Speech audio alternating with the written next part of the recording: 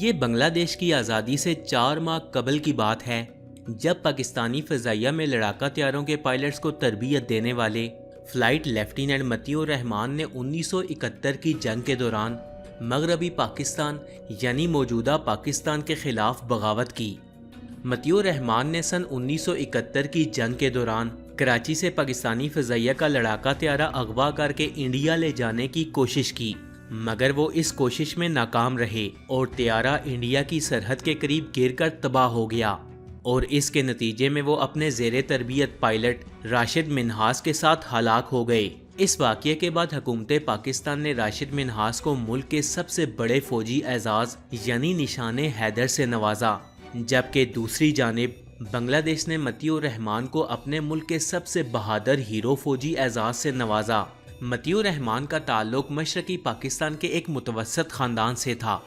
یہ 21 فروری 1945 کو ڈھاکہ کے قریب رمنا نگر گاؤں میں پیدا ہوئے اور وہیں کے پرائمری اسکول میں تعلیم حاصل کی۔ 12ویں جماعت کے بعد اگست 1961 میں انہوں نے پاکستانی ایئر فورس میں شمولیت اختیار کر لی۔ انہیں جون 1963 کو general duty pilot branch commission کیا گیا اور وہ 1971 کی جنگ سے قبل پاک فضائیہ کے پائلٹس کو تربیت دینے کے فرائض سر انجام دیتے رہے۔ دوسری طرف راشد منہاس تقسیم ہند کے بعد فروری 1951 کو کراچی میں پیدا ہوئے اور 1969 میں انہوں نے پی ایف اکیڈمی رسال پور کو جوائن کیا، جہاں ان کو ہارورڈ اور T-37 طیارہ اڑانے کی تربیت دی گئی۔ پاکستانی ایئر فورس کے تاریخ دان کیسر طفیل اپنی ایک تحریر blue bird is high Jack میں لکھتے ہیں کہ کراچی میں تعینات بنگالی افسروں کو احساس ہو گیا تھا کہ پاکستانی انٹیلیجنس ان پر نظر رکھے ہوئے ہے۔ ان بنگالی افسران نے طے کیا کہ وہ ایئرپورٹ پر موجود افسران کے ساتھ دوستانہ تعلق جاری رکھیں گے، لیکن اندر ہی اندر یہ منصوبہ بنا کہ وہ پاکستانی جنگی طیاروں کو ہائی جیک کر کے انڈیا لے جائیں گے۔ شروع میں 1 یا 2 دفعہ F-86 ہائی جیک کرنے کا منصوبہ بنا، مگر ان بنگالیوں نے اسے ترک کر دیا کیونکہ زیادہ لوگوں کی موجودگی سے شک پیدا ہو سکتا تھا۔ اس تحریر میں کیسر طفیل نے لکھا کہ سولو مشن پر جانے والے T-37 کو ہائی جیک کرنا آسان ہو گیا۔ 20 اگست کو راشد منہاس نے اسکواڈرن ٹریو روم میں ناشتہ گرم کروایا۔ انہیں اس روز اڑان پر نہیں جانا تھا کیونکہ تنہا جانے کے لیے کراچی کے آس پاس کا موسم خراب تھا، لیکن اچانک موسم بہتر ہو گیا اور راشد منہاس سے کہا گیا کہ وہ اڑان کی تیاری کریں۔ کیسر طفیل لکھتے ہیں کہ راشد منہاس اپنا ناشتہ بیچ میں چھوڑ کر فلائٹ لیفٹیننٹ حسن افتخار سے اپنی پرواز کی بریفنگ لینے گئے۔ انہوں نے اڑان کے کپڑے پہنے، جلدی سے 2 گلاب جامن کھائے اور کوکا کولا کے 2 یا 3 گھونٹ لیے۔ متیع الرحمان کے متعلق پاکستانی حکام کا یہ دعویٰ رہا کہ 20 اگست کو راشد منہاس جب متیع الرحمان کے ساتھ تربیتی پرواز پر تھے تو متیع الرحمان نے انہیں طیارے میں خرابی کا اشارہ کیا اور راشد منہاس کو کلوروفارم سونگھا کر نیم بے ہوش کر دیا۔ اسی دوران متیع الرحمان نے زمین پر موجود اپنے ساتھیوں سے کہا کہ وہ ان کے اہل خانہ کو کراچی میں انڈین ہائی کمیشن پہنچائیں کیونکہ وہ پاکستانی ایئر فورس کا طیارہ انڈیا لے کر جا رہے ہیں۔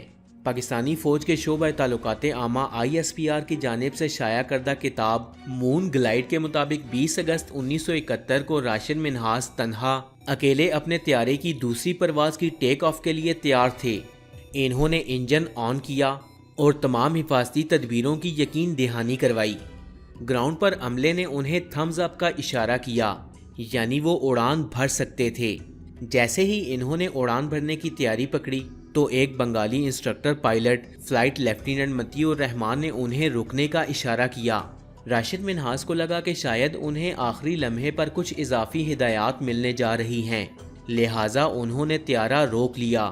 مون گلائیڈ میں مزید لکھا گیا کہ متیع الرحمان کھلی ہوئی کنوپی کے ذریعے پچھلے کاکپٹ میں زبردستی داخل ہوئے اور طیارے کا کنٹرول چھین لیا اور پھر اڑان بھر کر طیارے کا رخ انڈیا کی طرف کر لیا۔ اس سے پہلے کہ راشد منہاس کچھ سمجھ پاتے، طیارہ رن وے پر دوڑنے لگا۔ کیسر طفیل لکھتے ہیں کہ راشد منہاس صرف اتنا کر پائے کہ انہوں نے 11:28 per air traffic control room کو پیغام بھجوایا کہ ان کے طیارے کو ہائی جیک کر لیا گیا ہے۔ ان کے مطابق متیع الرحمان نے ممکنہ طور پر راشد منہاس پر دباؤ ڈالنے کے لیے اپنے پسٹل کا سہارا لیا، ورنہ خطرہ دیکھتے ہی انجن کو آف بھی کیا جا سکتا تھا۔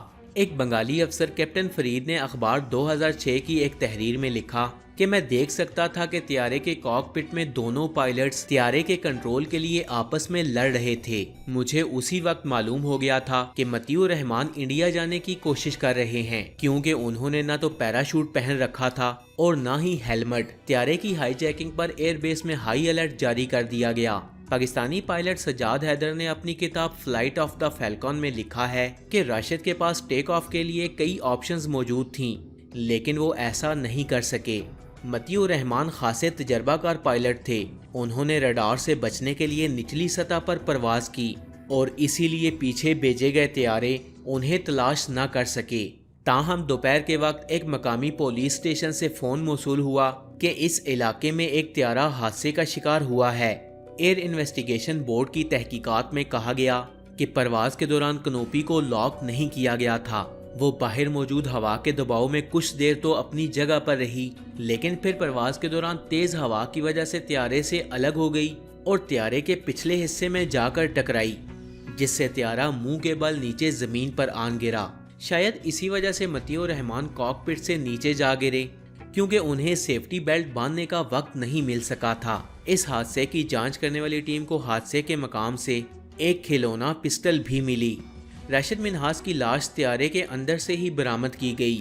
پاکستانی حکام کا دعویٰ رہا ہے کہ راشد منہاس نے مطیع الرحمان سے طیارے کا کنٹرول واپس لینے کی پوری کوشش کی اور اسی لڑائی کے دوران طیارہ انڈین سرحد کے قریب گرا اور تباہ ہو گیا۔ راشد منہاس نے جان بوجھ کر طیارے کو نیچے گرایا اور پاکستانی علاقے ٹھٹھا کے قریب یہ حادثہ ہوا۔ پاکستانی تفتیش کاروں نے بعد ازاں اپنی تفتیش کے بعد بتایا کہ مطیع الرحمان طیارے کو لے کر انڈیا جانا چاہتے تھے تاکہ وہ بنگلہ دیش میں اپنے ساتھیوں کی حمایت کر سکیں۔ ایئر انویسٹیگیشن بورڈ کے سربراہ گروپ کیپٹن ظہیر کا بھی کہنا تھا کہ نوجوان اور کم تجربہ کار راشد منہاس کاکپٹ میں فریز ہو گئے ہوں گے۔ جب اس وقت کے صدر یحییٰ خان کو یہ پوری کہانی سنائی گئی تو انہوں نے کہا کہ یہ لڑکا نشان حیدر سے کم کا حقدار نہیں ہے۔ بعد میں حکومت پاکستان نے انہیں اعلیٰ ترین فوجی اعزاز نشان حیدر سے نوازا۔ راشد منہاس پی اے ایف کے واحد رکن اور سب سے کم عمر شخص ہیں جنہیں پاکستان میں اعلیٰ ترین فوجی اعزاز نشان حیدر سے نوازا گیا۔ بنگلہ دیش کی تاریخ لکھنے والے مصنف رفیع العالم کے مطابق مطیع الرحمان نے مغربی پاکستان کے خلاف بغاوت کے لیے اس خفیہ مشن نیم بلیو برڈ کا فیصلہ کیا۔ کوئی بھی ریڈار ہائی جیک کیے گئے اس طیارے کو ٹریپ نہ کر سکا کیونکہ انہوں نے اسے بہت کم بلندی پر اڑایا۔ مطیع الرحمان اسے گجرات کے ایئر فیلڈ تک لے کر جانا چاہتے تھے مگر وہ اس میں ناکام رہے۔ رفیع العالم مزید لکھتے ہیں کہ انہیں 4th کلاس ملازمین کے قبرستان میں دفنایا گیا۔ ایئر فورس نے 1 ماہ کے لیے ان کی اہلیہ اور 2 بیٹوں کو قید رکھا، لیکن پھر 29 سپتمبر 1929 کو رہا کر دیا۔ بنگلہ دیش کی آزادی کے بعد مطیع الرحمان کو ملک کا سب سے بڑا فوجی اعزاز دیا گیا، جبکہ جیسفر میں بنگلہ دیش ایئر فورس کا فضائی اڈہ مطیع الرحمان کے نام کر دیا گیا۔